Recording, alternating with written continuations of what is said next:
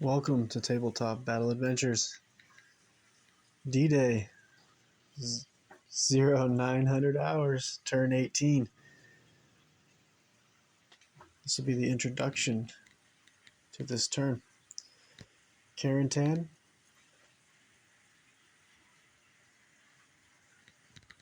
And the two bridges leading into Carentan. The River Lock, all held by the 6th Fallschirmjäger.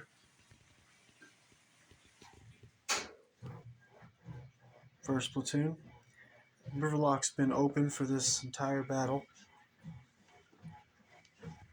and has been flooding the green fields. Infantry advance, no run, and no vehicles. The River Lock can be closed, and then in D3+1 turns, the fields will be able to have normal movement by infantry and vehicles. The brown fields are regular movement. The hedgerows do block line of sight, unless we're talking about the hedgerows along walls, and then these hedgerows do not block line of sight. Back to Carentan. We'll go over the positions. The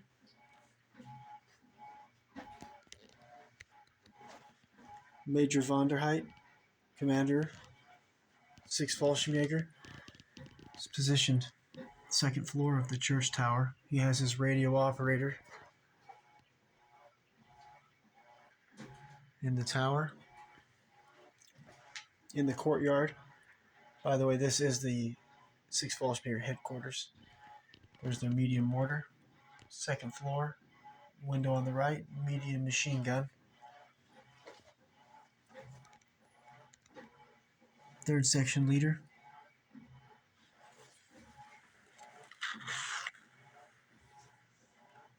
Forward observer with radio. Attic of this building. Third section, LMG team. The second section, still on 6th Fallschirmjäger positions. Second section, leader in center. Second section's LMG team and two soldiers with assault rifles, Panzerfausts. The platoon sergeant just opened up the barbed wire to allow two soldiers from 3rd section with rifles and Panzerfausts to move out toward reinforcing the 1058 Grenadiers and some of the other 6th Fallschirmjäger soldiers that moved forward earlier in the fight. Also, their flamethrower team is moving forward to reinforce. The bridges are the main objective for the 506 PIR and for the German forces to defend and the 506 to destroy. They need to destroy these before turn 24 in order to be able to slow down the German reinforcements from Panzerlehr, 1 company. They're on their way to push the Allies back into the ocean. Do not want these reinforcements to come across those bridges on the counterattack. Turn 24, the Panzerlehr armor will arrive on the far side of Carentan. Have to work their way through.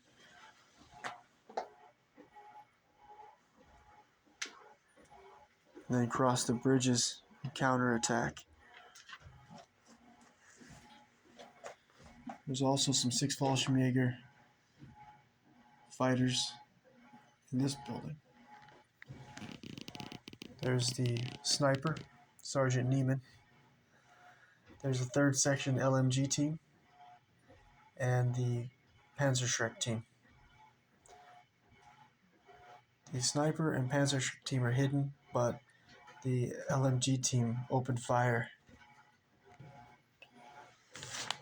And when they opened fire, they gave their position away, and they opened fire on the M5 3-inch AT gun, who also has line of sight on the building, so maybe not a good choice. Outside of the building, third sections, two soldiers with rifles and Panzerfaust, and third section assistant leader. Across the bridge, we have two soldiers from first section, assault rifles, Panzerfaust, the first section leader, and two first section soldiers. Oh, actually, these are the LMG team from first section who will start on ambush. Oh, also the sniper positioned in this building is also starting on ambush. As we cross the road on the left flank of the Germans, earlier in the fight, the 6th Fallschirmjäger first section assistant leader pushed forward to reinforce the 1058 Grenadiers. He'll start on ambush. He's got his LMG team next to him from first section, and one first section soldier here with assault rifler and Panzerfaust. The LMG team has a mortar zeroing in on them, and I believe it is the light mortar, 506 light mortar. Be hitting them on a 5. This soldier in the back of Sergeant Ronald's half-track is actually a first section soldier from the 6th Fallschirmjäger, who earlier in the fight joined the half-track after the half-track's crew was killed in an ambush early in the fight. The 6th Fallschirmjäger's platoon leader, First Lieutenant Reese, is positioned here. He's got his messenger and his attack dog.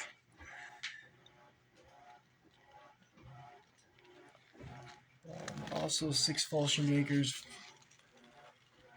3-man forward observer team is here with radio, center screen. And there's one more 6th Fallschirmjäger unit that's positioned here with a great line of sight on the intersection, well, the destroyed bridge. And that is a third section LMG team. And that is all of the 6th Fallschirmjäger's positions. Very strong defensive positions. Now, let's see here. The 6th Fallschirmjäger, overall, they've taken, as of now, they have had 4 KIA in the fight. Low casualties. The 1058 Grenadiers has been in a fight pretty much since turn 000 hours. Turn 1. Here we have the 1058 Grenadier second section LMG gunner, and he and these two soldiers from second section 1058 Grenadiers who are starting on ambush are the only 3 survivors from second section. The brown D6s represent the grenades held by the Germans, and the green D6s represent the grenades held by the US soldiers. And when soldiers are killed, their grenades stay next to the body and can be picked up by either side. Oh, I missed one 6th Fallschirmjäger soldier here in my explanation of the positions, and that is the medic.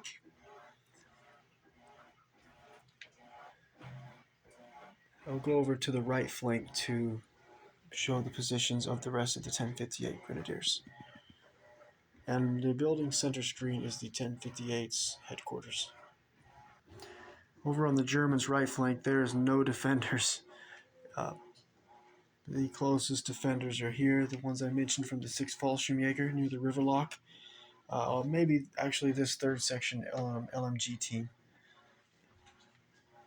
Besides that, just the soldiers along this wall that I've already mentioned, the 6th Fallschirmjäger forward observer 3-man team. Here we have the 1058 Grenadiers first section leader. Yeah, right there in the corner.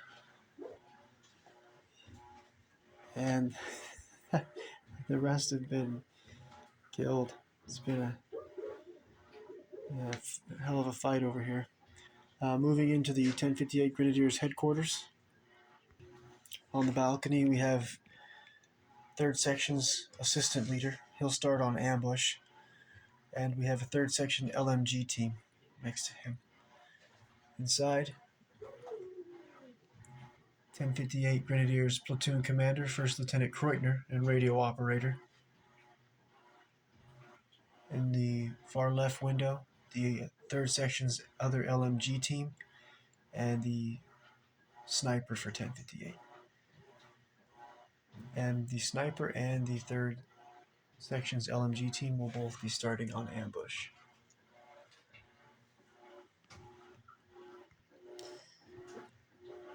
And that is that's all the survivors of the 1058 Grenadiers. And their casualties as of now are 24 KIA. So they've taken maybe the worst losses. Actually, yeah, they have the most killed for the Germans. The 100th Panzer platoon commander, 1st Lieutenant Eulander, Sergeant Gerald's half-track. Starting out with a few pins, looks like 5 pins. His gunner is KIA too. So they've got just a driver. Passenger actually could move back and take over the gun though, the rear-facing gun.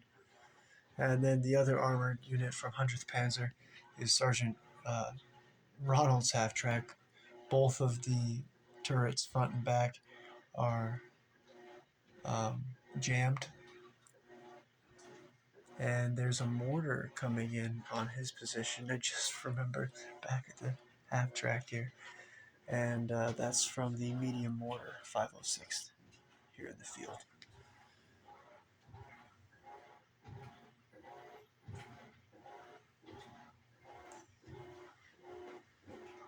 And now for the 100th Panzer, no vehicles destroyed in this fight, and 3 crew killed, as I mentioned, from Sergeant Ronald's half-track early in the ambush here in the road. Just epic. That was in first turn, second turn, maybe something like that. Now moving on to the 506th PIR. We'll start right here on the left flank. The platoon leader, 1st Lieutenant Corey, and his radio operator and messenger. They're starting out with three pin markers. Artillery strike came in here last turn and did massive damage. The bazooka loader survived. I think that's 1st bazooka loader. He's starting out with some pins. 1 soldier here still in the fight from 2nd medium machine gun team. 1st squad's LMG team. And 1st squad assistant leader.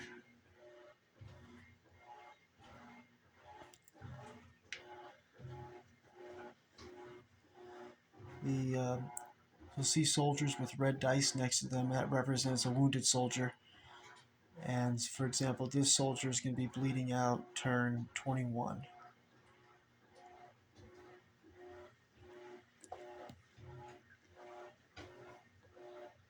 They're starting out with 2 pin markers, and Sergeant Travis's M8 scout car, Greyhound.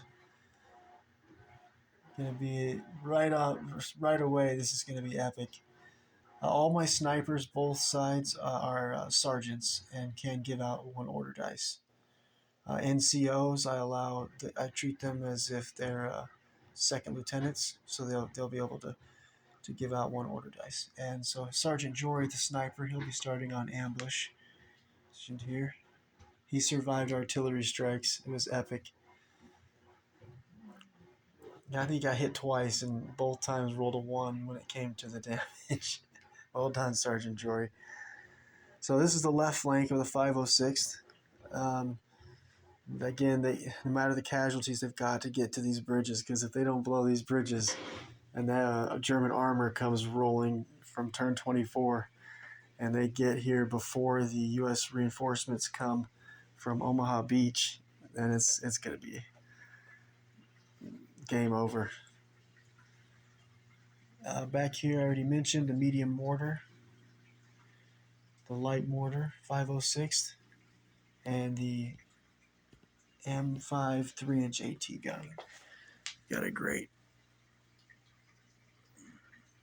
line of sight down the road, all the way to the buildings to the right side of Carentan. Maybe the tower. I doubt it, since hedgerows block line of sight, and not the tower, but definitely the buildings down the road, straight down the road.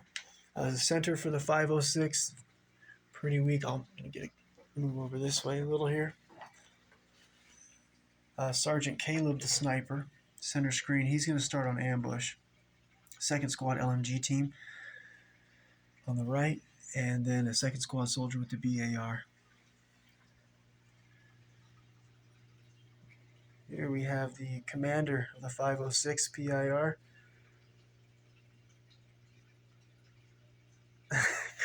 Colonel Sink. Oh man.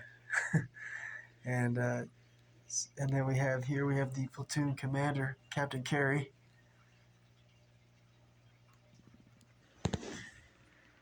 Captain Carey positioned there. Second squad leader, Sergeant Braden. We'll go far right flank. Second squad's LMG team. This is a third squad LMG loader. His gunners in the parachute drops early in the first turn, they were separated. Third squad leader, Sergeant Jake McNeese. He's going to start on ambush. Second squad soldier, rifleman. Third squad soldier with the BAR, and their 506 flamethrower team. And they are within 4 inches. So this soldier's already fired. I mentioned earlier the 1058 Grenadier, second section LMG gunner. So he's already fired. So his spot's known, but also he's within 4 inches of the flamethrower team. So these soldiers here are no longer hidden. It's be a really, really important firefight over here. 506, they tried to push this way early in the fight and lost 4 soldiers KIA. This is finally their second chance to push through the German defenses here. Moving over here to the kind of left center, you have the 506 medic in the front, who is, I think he's still hidden. Most soldiers, unless I mention that they're not hidden, then they are hidden. Like all these soldiers in the garden are hidden. These 2 German here, flamethrower, not hidden. But as I said, most of the ones I've already mentioned are, like for example here, these soldiers are all hidden. Yeah, so most soldiers in hedgerows are hidden. And if they haven't fired, they're hidden. Here we have third squad assistant leader, Sergeant Brandon, starting on ambush. And right behind him, the second bazooka man. And he's got a pin marker to get rid of. And so that's all the positions of the 506th. And the 506th has taken the worst casualties out of any platoon. The 506th first platoon is 33 KIA. The next closest is the 1058 Grenadiers with 24 that I already mentioned. And they have 1 soldier wounded right now, which was the 57mm AT gun crew. And that's the fight here on the hedgerows, where we're at as of now. And there are no artillery strikes coming in on this battlefield at the beginning of the turn. There's 2 artillery strikes coming in on the Omaha Beach battlefield, which we will head over to. Go over. I mentioned everybody starting on ambush. Such an epic battlefield. All right, over to Omaha Beach. I'm going to start with the Germans. So the Germans defending Omaha Beach is 2 platoons from the 916th Grenadiers, 1st and 2nd Platoon. 1st Platoon has taken 23 KIA, 2nd Platoon 21 KIA. So probably 60% casualties. And there's 2 wounded soldiers from the 2nd Platoon right now.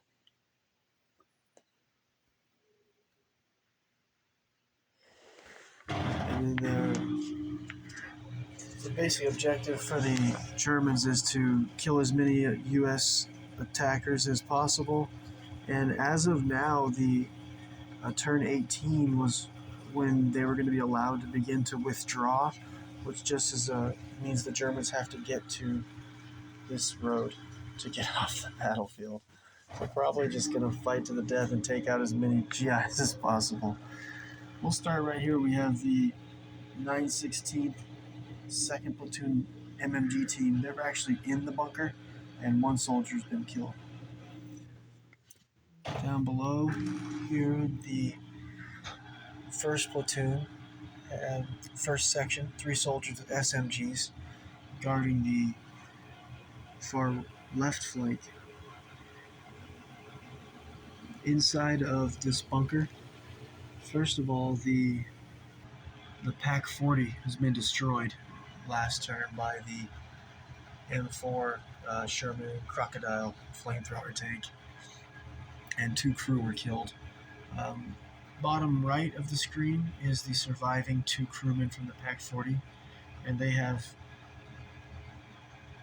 3 pin markers. And then also to the left bottom screen is the 916th flamethrower team from 1st Platoon. They're covering that back far left flank. 1st Platoon's 2nd Section assistant leader and the 2 soldiers with him. 2 with SMGs, 1 with a rifle and some sort of landmine. I have to look it up.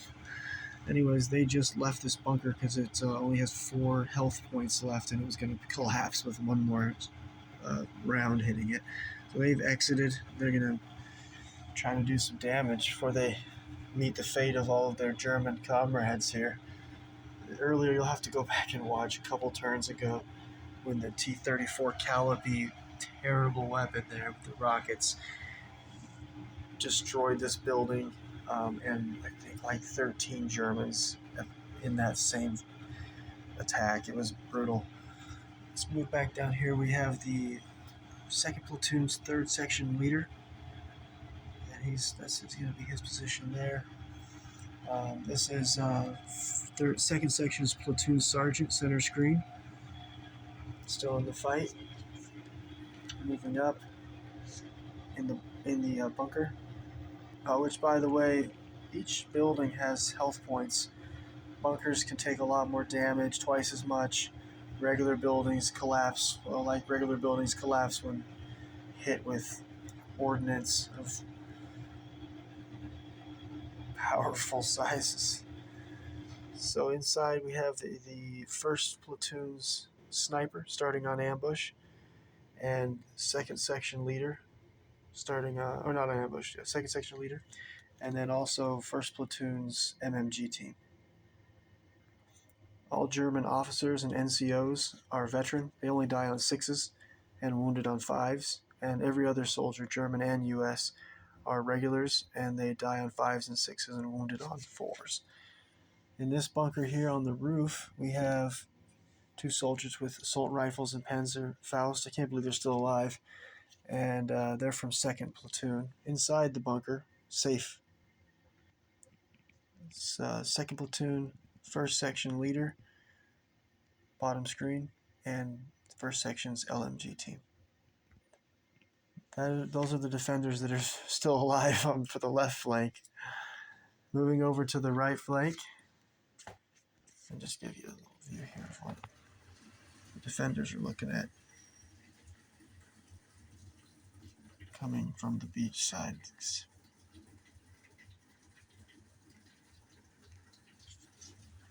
over to the right flank. We'll start down here in this bunker. The awful 88 was done well. Could have done better, but he has knocked out the 743rd Tank Battalion Company A. That's the company commander's tank, exploded and burning, and the 2nd platoon tank he also knocked out early in the fight. That's sort of the center. And then also I mentioned from this destroyed building underneath this road to the end of this trench there is a tunnel. And also from the small bunker under the road to the back of this bunker, the light brown color, that is the entrance to the tunnel. So you can move back and forth. Inside we have 2nd Platoon's commander, the 1st Lieutenant, his radio operator, and you have 1st Section's LMG team, 1st Section assistant leader, and on his left 2 soldiers. These 3 have assault rifles. And they have a pin too. Down in the blood-filled trenches, the medic center screen with a pin or 2, and he's working on these 2 wounded soldiers from 2nd Platoon's 2nd Section. And then the other part of that section, 2nd Section assistant leader, and 1 soldier, looks like an LMG gunner, still in the fight. Here we have 1st Platoon's 2nd Section flamethrower team. This is 2nd Platoon's sniper, start on ambush. Snipers are hidden, and each time they fire, the opponent can roll a d6. On the first time he fires from the position, they spot him on a 6. Second time he fires from the same position, spot him on a 5. Third time, spot him on a 4.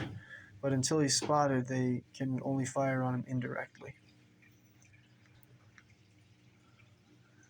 Moving down the defenses, you can see the Goliath, I guess like a mini tank mine. And it's the controller is positioned here. He survived. He had to flee up the hill. His 2 comrades were killed on the fleeing. Okay, let's go back this way. We've got the 9/16 medium mortar, and they have a heavy mortar. First of all, they're firing, hitting on a 4 on the heavy machine gun. Or no, heavy mortar. 116th Infantry's heavy mortar. But they're all dead, but 1 soldier's wounded, bleeding out this turn. And the GRB 39 grenade launcher anti-tank rifle team, they're hitting that position on a 2. So probably going to change this medium mortar's position. And they were being hit by the heavy mortar. So they will no longer have to worry about that. No one's targeting these guys at this time. These guys being the medium mortar team. Moving down, we have the 2nd Platoon commander, the 1st Lieutenant. He'll start on ambush with his radio operator. I already mentioned the Goliath controller operator. Then there's a forward observer, far left, rather center screen on the left though. And then these 3 soldiers, which is 1st Platoon, 2nd Section leader, far right, and 2 soldiers. One with a Sturm pistol.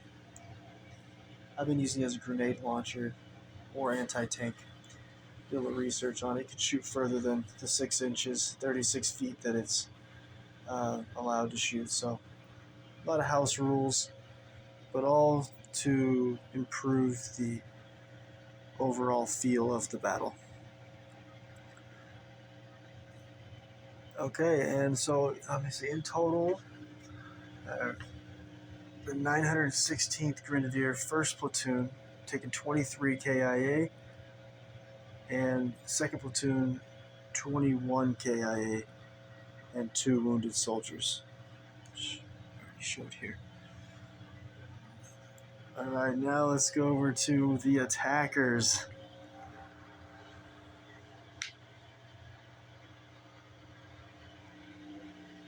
Let's start with the 743rd Tank Battalion, who's Company A commander in the afterlife.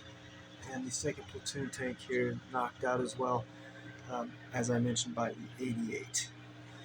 The Company 1st Sergeant still in the fight here. 2nd Platoon tank still in the fight. There's a 1st Platoon tank.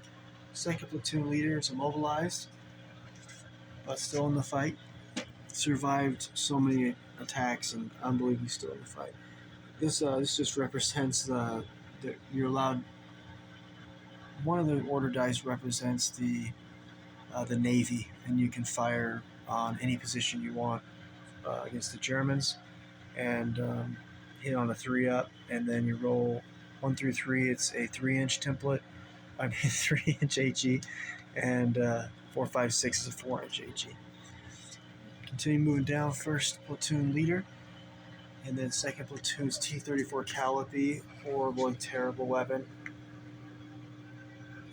We have the M4 Sherman Crocodile flamethrower tank, and then another Sherman with a bulldozer blade. That tank's how they cleared the obstacles out of the way, and now they're heading down to clear out these obstacles here and make a path where we can get to the objective, which is the end of the road. And from there, D3 turns, D3 plus 1 turns will arrive in the hedgerows. 1, 2, 3, this road, 4, 5, 6, this road, something like that. Or maybe we'll let them arrive wherever they want.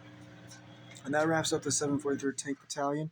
Oh, okay, the artillery strikes that are coming in here.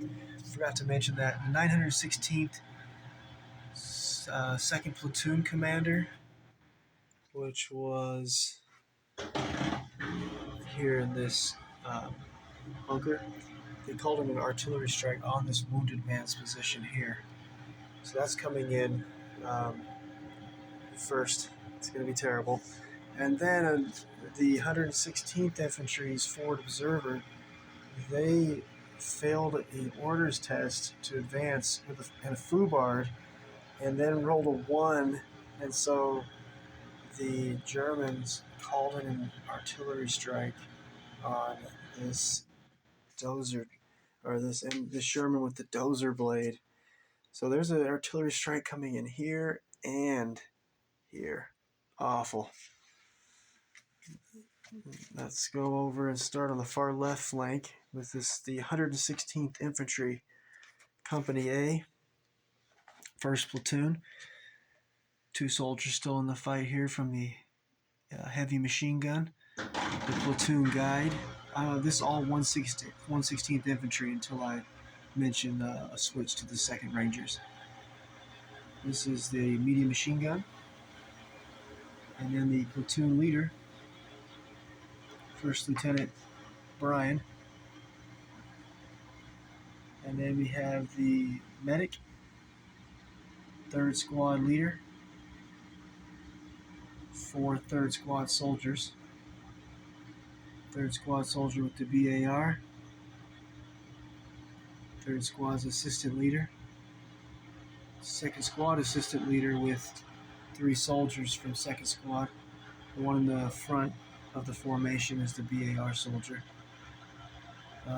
Back here, we have the 116th sniper. He'll start on ambush. Snipers are allowed to start on ambush. 2nd Squad leader, I think I mentioned. 2 more 2nd Squad soldiers. One has the BAR on the right. And then these infamous 116th Forward Observer team called an artillery strike on a critical, on accident, of course. And then the heavy mortar for the unit is just has 1 soldier alive that's wounded, bleeding out this turn. The other sniper from the 116th will start on ambush. And the 2nd Squad flamethrower team have a pin marker to deal with. There's also the platoon sergeant, the 116th. his messenger and a radio operator with him. First squad assistant leader. 2 first squad soldiers that are heading up the draw, taking fire. One with on the left with the BAR.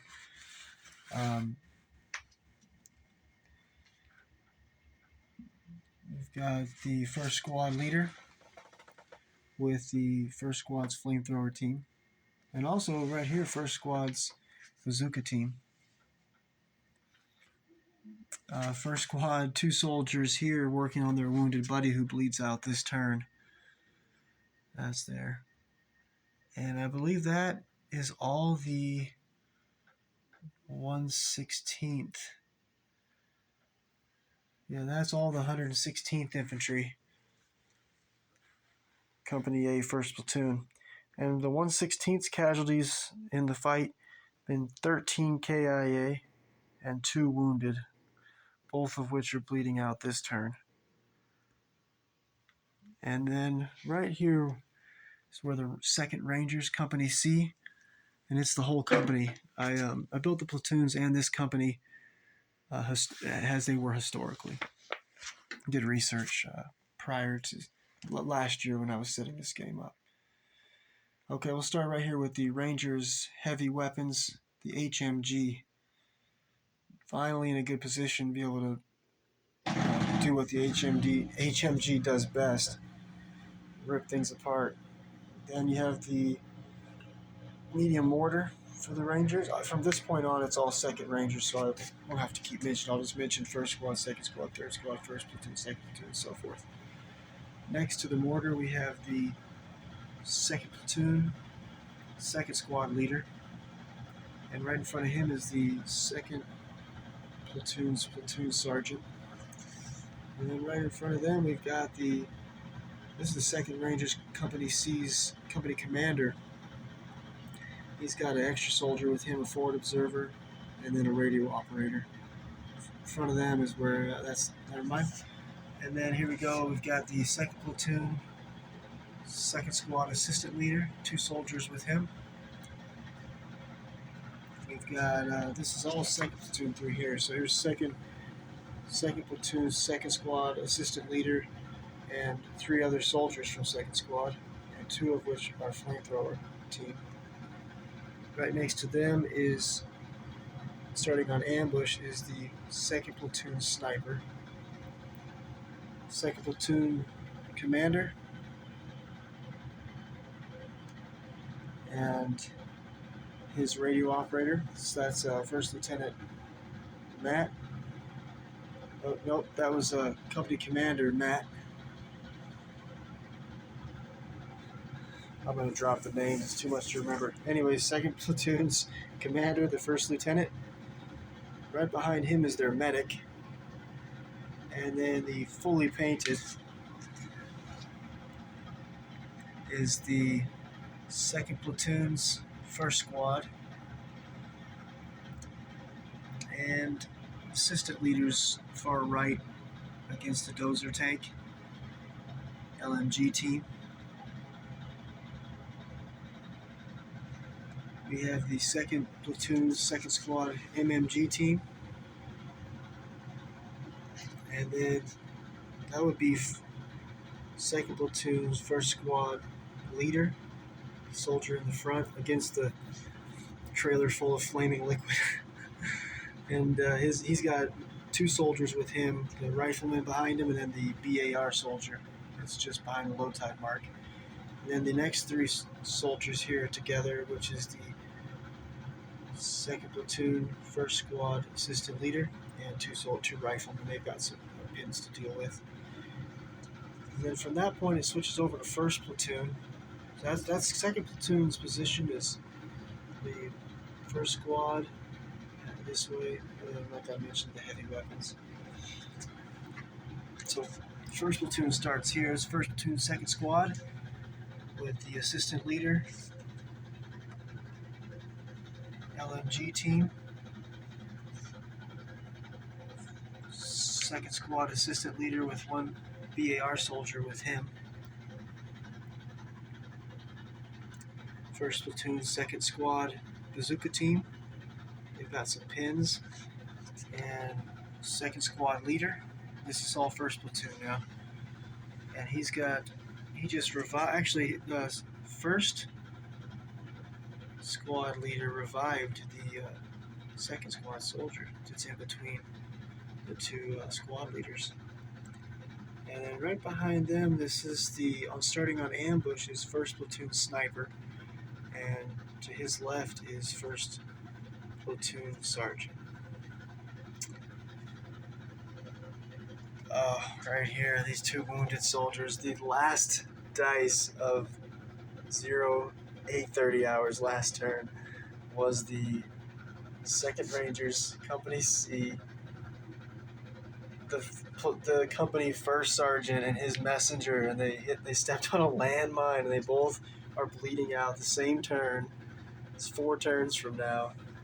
Awful. And now they can't. I was trying to move them to the left to get out of range of the artillery strike. Now they're going to take a possible hit. It's going to be awful. This flank's going to get devastated. The Rangers had it really easy, and then now the 2 artillery strikes. It's going to be horrible. This whole side's going to look like cluster rounds. Just I think it might be 1d6 plus 6 inches radius for the artillery strike. So this is going to be horrible. If it's like 12 inches, it could be, this whole side might get blanketed. It's going to be awful. Anyways, where was I? The company first sergeant, of course. And then here we have first platoon, first squad, LMG gunner, and first squad assistant leader. They were trying to flee, but the boat's already left. They got to turn around and come back to the fight. The only way off this battlefield is victory or death. So the platoon commander for first platoon here, the first lieutenant, I think he also either stepped on a landmine. I think he stepped on a landmine, but he survived. This is center screen here. Right in front of them is a wounded soldier from, from first squad. Yep, that's the loader for this LMG gunner. And that's where the artillery strike's coming in at. Yikes. And then over here wounded is another first squad soldier. And working on the wounded LMG gunner, or loader, is the first squad's assistant leader. First squad assistant leader, yeah. And there's a soldier with him, first squad soldier. Center screen. I think he's got a BAR. I might have missed 1 or 2, but basically, yeah, that's the situation. For the battlefield, let's see, 2nd Rangers. I don't know if I split. I did. 2nd Rangers first platoon. They only have 4 KIA so far, but 2 wounded. And 2nd platoon over here, they have no killed and no wounded. They had some wounded, but they were saved. So as of now, yeah, the 2nd Rangers really, only 4 KIA between the 2 platoons, between the whole company. But these artillery strikes could change that. And also all the any heavy weapons, I don't just, a miss is not a miss and that's it. It's if it's long range, it's 2d6 and a scatter dice, and that's where that AG round is going to land. And if it's not long range, it's 1d6 and a scatter dice. Sometimes it does nothing. Sometimes it does massive damage. For example, if you go back and watch a few turns ago when this area was just saturated by the T-34 Calliope. Excellent weapon. Horrible. Excellent. So yeah, that's and I think I got in total, on the 2nd Rangers heavy weapons, I've taken no KIA. But they do have 2 wounded, it says. Let me see. Oh yeah, that's because I'm running headquarters and heavy weapons in one category, which is these 2 wounded soldiers. The company first sergeant and messenger. Okay. A lot of explaining to do. Okay, and I think that's in total U.S. forces as of this turn. The beginning of this 0900 hours, turn 18, is in total 52 KIA for the U.S. forces 7 wounded currently, and overall 3 saves in the battle. And then for the Germans, it's 75 KIA, 2 currently wounded and 1 save throughout the whole battle. I even keep track of which soldiers have killed the most. It's ridiculous, but I like doing it. See how each platoon fares in the fighting. And then order dice, we have 1 German starting on down and 1 U.S. starting on down. Here's the U.S. Heavy mortar gunner starting on down, and then here 9/16th, 2nd platoon, 2nd section soldiers here starting on down. I can get over here. By the way, the Omaha Beach table is a 7x5 table, and the Hedgerows Carentan table is a 12x5.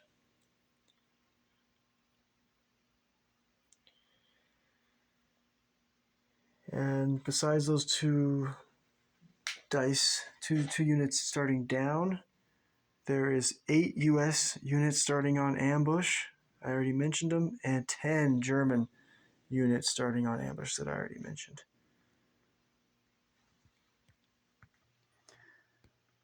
And there'll be 78 U.S. order dice starting in the bag, and 54 German dice starting in the bag. And so that makes in total, the Germans have 65 order dice left in the fight, and the U.S. forces have 87 order dice left in the fight.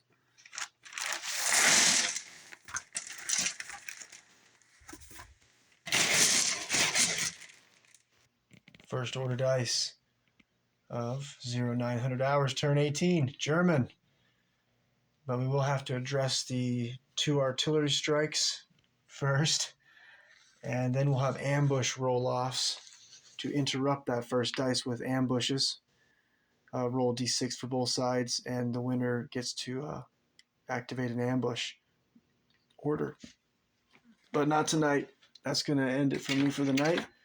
Wanted to get that introduction video in, and 2 or 3 nights from now, I will start off with those artillery strikes.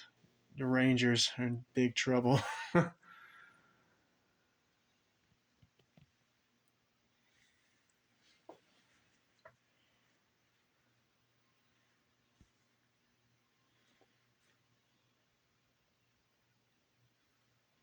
Catch you in a couple nights.